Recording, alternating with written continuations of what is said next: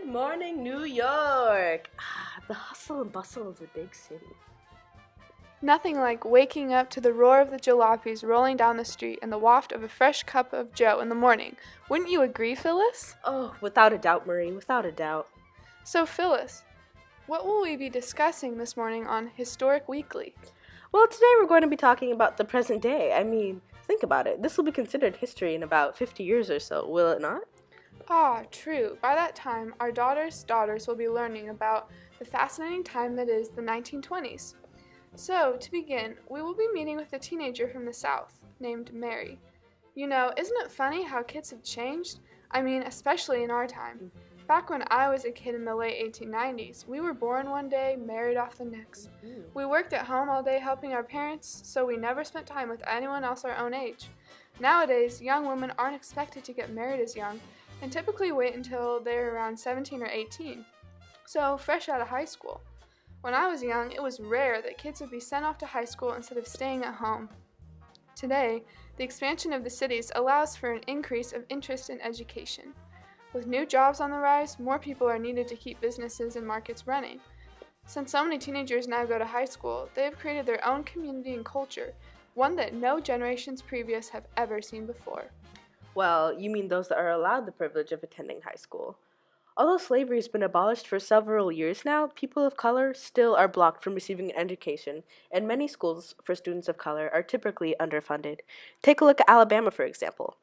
Recent statistics show that while white schools received $13.1 million in funding, black schools received a mere $1.4 million. How unbelievable is that? To talk more about such discrimination in this time, We have brought in Mary Richardson with us today, a guest visiting from the South. Hi, Phyllis. Hello, Mary. How are you all? We are just fantastic. How are you, Mary? I'm doing well, thank you. So, Mary, today we were hoping you could share with us some of your experiences with accessing education, especially as a young black woman. Well, my father is a strong believer in education, and he moved to where we live today to better life for myself and my family. Everyone tells him, "Jim, why are you sending this girl to school? What is she going to do with an education anyhow?" And so on and so on. But no, my parents still send me, and I could not be more grateful. They see in me what others can't, and I know that I can achieve great things.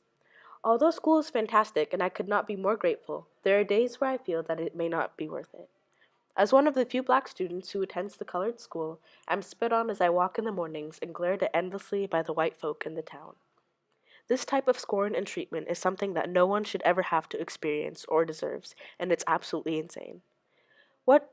Just because I have more pigmented skin than you, am I not still human? Coming to New York, I wish I could just stay forever. Thank you so much for sharing, Mary. This really brings awareness to the treatment of people of color and is no way justifiable. Thank you for coming in and taking the time to share with us. Enjoy the rest of your time in New York. Why, thank you. I'm happy to speak up for such an unjust cause. Ladies and gentlemen, you heard that from Mary Richardson herself. This just goes to show how ignorant people can really be. Really, there's nothing in the world that can justify such terrible treatment. Moving on with our topic of youth in the 20s, Phyllis, what are your views on these kids? Well, things have definitely changed, that's for sure. Especially women, wearing these daringly short flapper dresses, smoking, drinking, and shimmying those shoulders from dusk till dawn. These young flappers were described by F. Scott Fitzgerald as lovely, expensive, and about 19, and were the embodiment of a young, modern woman. They broke traditional rules of not only dress, but the concept of how women were perceived by society. Never mind that, the opportunities for these young women are becoming increasingly accessible. Very true indeed. This vibrant jazz culture is seen no better than in the heart of our very own New York. Thanks for tuning in with us today. Phyllis and Mary, out.